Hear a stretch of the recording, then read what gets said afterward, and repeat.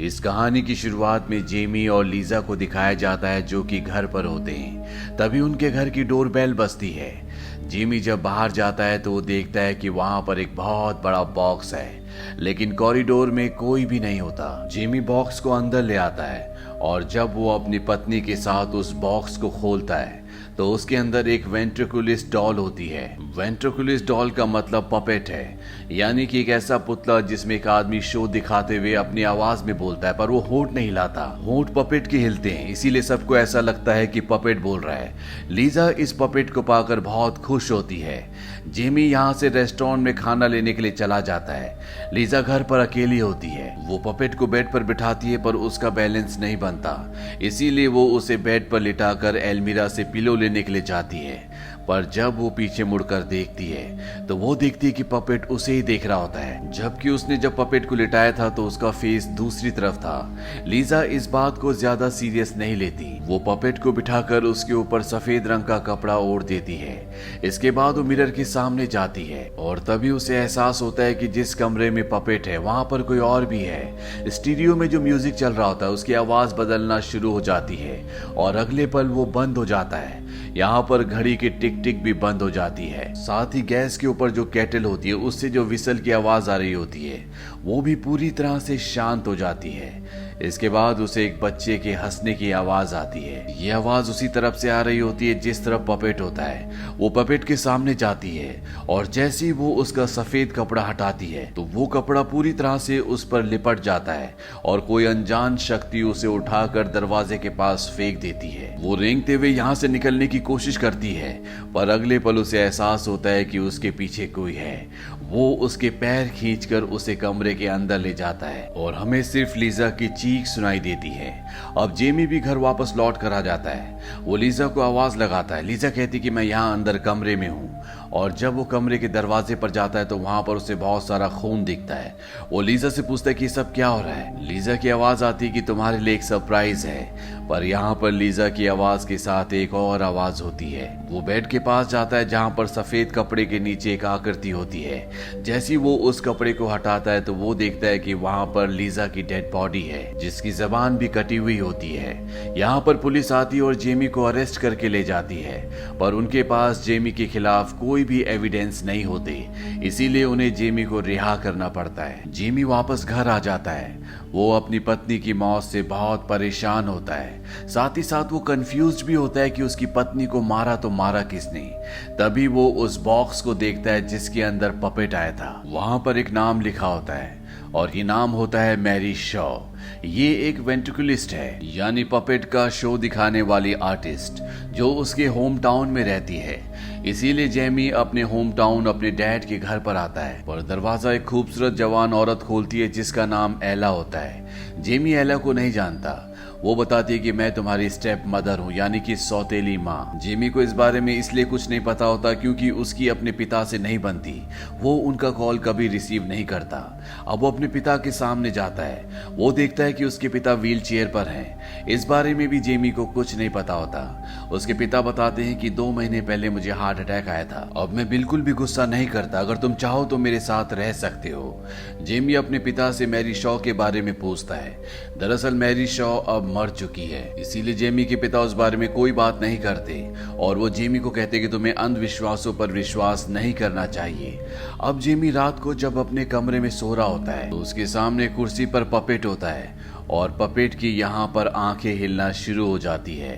Jamie की आंख खुलती है और तभी उसे किसी लेडी की आवाज आती है जो जेमी कहकर पुकारती है। जेमी चौंक कर बैठ जाता है और वो उस तरफ देखता है जहाँ पर पपेट है। वहां पर उसे एक बहुत ही भयानक चेहरा दिखता है। जेमी डर कर कमरे की लाइट जला देता है पर वहां पर पुतला ही बैठा होता है। जेमी इस हादसे से पूरी तरह से घबरा जाता है। अगले दिन जेमी अपनी पत्नी के फ्यूनरल के लिए कब्रिस्तान जाता है और जब वो वहां से बाहर निकल रहा होता है तभी उसे एक लेडी दिखती है। वो उसके पीछे जाता है। अगले पल वो लेडी उसके सामने आ जाती है। वो जेमी से पूछती, जब उसने तुम्हारी पत्नी को मारा क्या तुमने उसे देखा? जेमी कहती, किसने? वो कहती कि मैरी शॉ ने। उसके बच्चे नहीं, उसके पुतले थे, वो यहीं आसपास है, तुम्हें उस पुतले को यानी कि उस पपेट को दफनाना होगा। तभी यहाँ पर इस लेडी का पति आ जाता है जो कि यहाँ पर फ्यूनरल करवाता है, वो अपनी पत्नी को ले जाता है। जिमी इसके बाद अपने कमरे में वापस आता है और वो उस पपेट को देखता है जिसके पीछे बिली लिखा होता है। जिमी वापस कब्रिस्तान में आता है जहाँ पर बिली नाम की एक कब्र होती है और जब जिमी उसका ढक्कन खोलता है तो उसके अंदर कुछ भी नहीं होता। जिमी उस पुतले को, उस पपेट को उसके अंदर दफना कर वहां से वापस अपनी गाड़ी में आ जाता है। पर इससे पहले कि वो यहाँ से निकलता, उसे एहसास होता है कि उसकी गाड़ी के आसपास कोई है। वो गाड़ी से बाहर निकलकर आसपास देखता भी है पर उसे कोई भी नहीं दिखता। वो वापस अपने घर आ जाता है और जब वॉशरूम से वो वापस अपने बेडरूम में आता है तो वो देखता है कि वही पपेट जिसे वो अभी दफना कर आया था वो उसके बेड पर बैठा होता है। जिमी ये देखकर चौंक जाता है पर तभी वो देखता है कि कमरे में डिटेक्टिव भी होता है। दरअसल ये डिटेक्टिव उसकी पत्नी के मर्डर केस को सॉल्व कर रहा है और वही इस पपेट को कब्रिस्तान से निकाल कर लाया है क्योंकि उसके मुताबिक ये उसकी पत्नी के मर्डर का एक गवाह हो सकता है। दरअसल उसे जिमी पर शक है। वो जिमी से पूछता है कि तुमने इस पुतले को कब्रिस्तान में क्यों दफनाया। जेमी कहता है क्योंकि ये वहीं से है। मैरी शॉ नाम की एक औरत के बारे में एक घोस्ट स्टोरी है। कहा जाता है कि उसे उसके पुतलों के साथ दफनाया गया था और जब भी कोई मैरी शॉ को देखे तो उसे हमेशा खामोश रहना चाहिए। उसे देखकर चिल्लाने पर वो उसकी जबान काट लेती है। जेमी बताता है कि जिस दिन मेरी पत्नी का मर्डर हुआ उस दिन ये पपेट हमें किसी ने भेजा था। डिटेक्टिव उस पपेट को अपने साथ ले जाता है। ये दोनों एक ही मोटेल में रुके होते हैं। अगली सुबह जब डिटेक्टिव निकल जाता है तो जेमी उसके कमरे में जाता है। वहां से पपेट लेकर एक बार फिर से वो कब्रिस्तान में जाता है जहां पर वो उसी लेडी से मिलता है जिसने उसे कहा था कि तुम इस पपेट को दफना देना। वो उससे मैरी शॉ के बारे में पूछता है पर तभी वहां पर उसका पति आ जाता है। वो जेमी को अपने साथ ले जाता है और उसे मैरी शॉ के बारे में बताता है। वो कहता है कि बहुत सालों पहले की बात है, हमारे शहर में एक बहुत शानदार थिएटर खोला गया जहां पर मैरी शॉ नाम की एक लेडी जो कि पपेट शो करती थी, जो बहुत ही फेमस थी, वो अपना शो करती थी। और एक शाम को जब वो अपना शो कर रही थी तो ऑडियंस में बैठा एक बच्चा उस पर इल्जाम लगाता है कि जब तुम्हारा पपेट बोलता है तो तुम्हारे होंठ हिलते हैं, यानी कि तुम्हारा पपेट नहीं बोल रहा, वो नकली है, वो तुम ही हो जो बोल रही हो। मैरी शॉ को सुनकर बहुत गुस्सा आता है। हालांकि वो इस बात को मजाक में उड़ा देती है पर कुछ दिनों के बाद वो बच्चा जिसने मैरी शॉ के ऊपर इल्जाम लगाया था कि मैरी शॉ के होंठ हिलते हैं, वो बच्चा गायब हो जाता है। इसके बाद वो बच्चा कभी नहीं मिला। उस बच्चे के माँ बाप का मानना था कि मैरी शॉ ने ही उनके बच्चे को गायब किया है, इसीलिए उस बच्चे का परिवार मैरी शॉ को मार देता है। मैरी शॉ की वसीयत में लिखा होता है कि उसके जो 101 पपेट्स हैं उन सभी पपेट्स को उसके साथ दफना दिया जाए। साथ ही साथ वो खुद भी एक पपेट बनना चाहती थी, इसीलिए उसकी बॉडी को उसी तरह से बनाया गया। मैरी शॉ को दफनाने के बाद यहाँ पर बहुत सारे परिवारों की हत्या होने लगी और जिनकी भी हत्या होती उन सब की जबान कटी हुई मिलती। कहा जाता है कि जब तक चीखें बंद नहीं होंगी वो इसी तरह से हत्याएं करती रहेगी।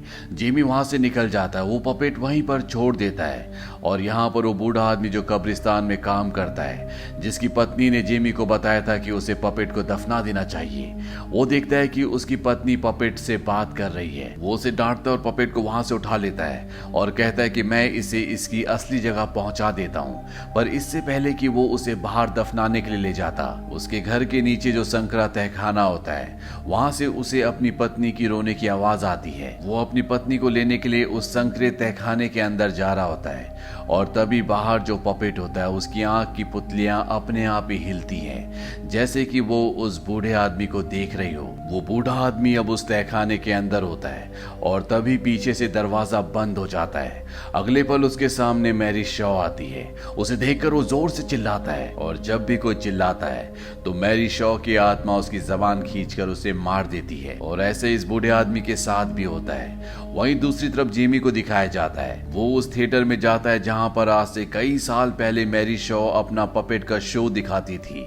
ये अब पूरी तरह से वीरान है क्योंकि यहाँ पर कई सालों से किसी भी तरह का कोई भी शो नहीं हुआ वहां अंदर जाने के बाद जेमी को पता चलता है कि आज से कई साल पहले जिस बच्चे ने मैरी शॉ पर इल्जाम लगाया था कि जब मैरी शॉ का पपेट बिल्ली बोलता है तो मैरी शॉ के होंठ हिलते हैं, वो बच्चा और कोई नहीं बल्कि जेमी के दादा के भाई थे। ये जानने के बाद जेमी अपने पिता के पास जाता है।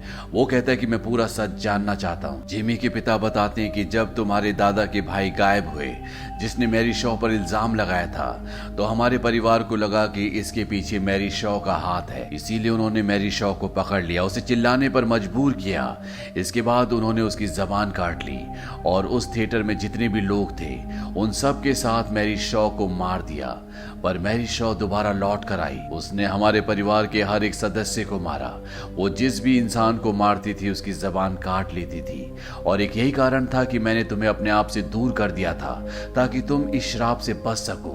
पर जब तुम्हारी पत्नी की मृत्यु हुई तो मैं समझ गया कि इस श्राप से कोई भी मुक्त नहीं रह सकता। जेमी कहता है कि मुझे नहीं पता कि कैसे, पर मैं ये सब ठीक कर दूंगा।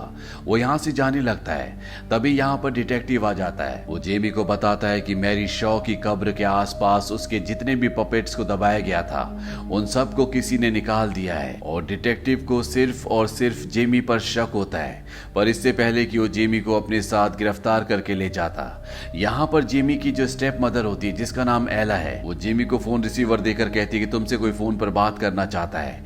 दूसरी तरफ फोन पर कब्रिस्तान पर काम करने वाला वही बूढ़ा आदमी होता है जिसे कुछ देर पहले मैरी शॉ ने उसकी जबान काट कर मार दिया था। दरअसल वो अपनी जिंदगी की आखिरी सांसें ले रहा होता है। वो जेमी को बताता है कि अगर तुम अपने आप को बेगुनाह साबित करना चाहते हो तो तुम्हें उसी थिएटर में जाना होगा जहां पर आज से कई साल पहले मैरी शॉ अपना शो दिखाती थी। जेमी डिटेक्टिव से भागकर उस जगह पहुंच जाता है। डिटेक्टिव भी उसके पीछे पीछे उसी थिएटर तक पहुंच जाता है और वहां पर इन्हें एहसास होता है कि अंदर इन दोनों के अलावा कोई और भी है। और तभी इन्हें वो सभी पपेट्स दिखते हैं जो कब्रिस्तान से निकाले गए थे। इन सब को शोकेस के अंदर बहुत अच्छे तरीके से रखा होता है। यहाँ पर इन्हें एक बच्चे की बहुत पुरानी बॉडी भी मिलती है जिसे एक पपेट बनाया होता है और ये बच्चा और कोई नहीं बल्कि जेमी के ग्रैंडफादर के वही भाई होते हैं जिन्होंने आज से 70 साल पहले मैरी शॉ पर इल्जाम लगाया था कि जब मैरी शॉ का पपेट बोलता है तो मैरी शॉ के होंठ हिलते हैं। यानी कि मैरी शॉ ही वो औरत थी जिसने जेमी के दादा के भाई को मारा था।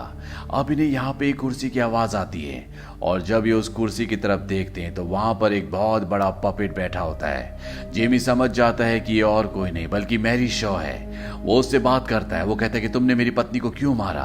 वो कहती है कि तुम मेरे पास आओ और जब जेमी उसके पास जाता है तो वो उसे बताती है कि तुम अपने खानदान के आखिरी चिराग नहीं थे, तुम्हारी पत्नी के पेट में बच्चा था, इसीलिए मैंने उसे मार दिया। दरअसल मैरी शॉ जेमी के पूरे खानदान को खत्म करना चाहती है। अब यहाँ पर जो डिटेक्टिव होता है उसके हाथ में गन होती है।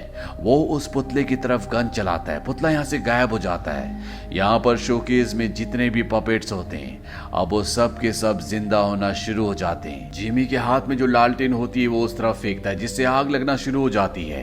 अभी दोनों की दोनों यहाँ से बाहर भागना चाहते हैं पर तभी डिटेक्टिव का पैर फिसलता है और वो नीचे की तरफ गिरता है जिससे वो जोर से चिल्लाता है और जब भी कोई चिल्लाता है तो मैरी शॉ उसे खत्म कर देती है। मैरी शॉ डिटेक्टिव को मार देती है। जिमी यहाँ नीचे पानी में गिर जाता है और किसी तरह से इस थिएटर से बाहर आ जाता है पर उसे पता है कि मैरी शॉ पपेट के रूप में जिंदा रहती है और अभी भी मैरी शॉ का एक पपेट बचा है जो वो उस आदमी के घर पर छोड़ आया था जो कब्रिस्तान में काम करता है, जिसने उसे कॉल किया था और कहा था कि उसे थिएटर जाना चाहिए। जिमी उस बूढ़े आदमी के घर पहुंच जाता है। वो देखता है कि उसकी मृत्यु हो चुकी है। उस बूढ़े आदमी की पत्नी बताती है कि जो आखिरी पपेट यहाँ पर था उसे तुम्हारे पिता आकर ले गए। जिमी सुनकर पूरी तरह से हैरान हो जाता है। वो कहता है कि मेरे पिता व्हील चेयर पर हैं, वो चल भी नहीं सकते।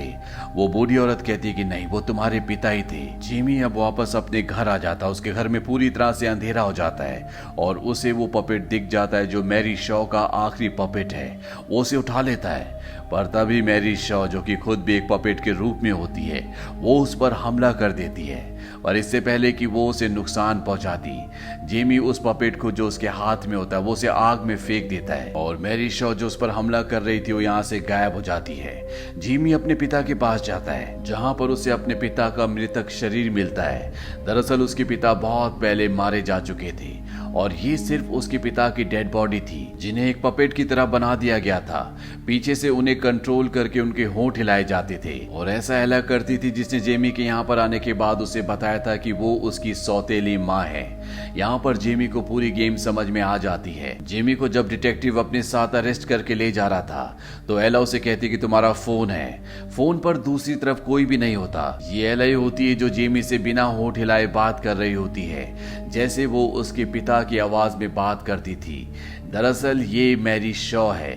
मैरी शॉ ने जो अपना आखिरी पुतला बनाया था, यानी कि आखिरी पपेट बनाया था, वो इतना परफेक्ट था जो हूबहू इंसान की तरह दिखता था। और वो पपेट और कोई नहीं बल्कि एला है, जिसे जेमी अब तक अपनी सौतेली माँ समझ रहा था। अगले पल जेमी के पीछे एला आ जाती है और उसका चेहरा बदलना शुरू हो जाता है। उसके चेहरे में उसे मैरी शॉ का चेहरा दिखता है। इस बात से डरकर जेमी बहुत जोर से चिल्लाता है और जब भी कोई चिल्लाता है तो मैरी शॉ उसकी जबान काट कर उसे मार देती है।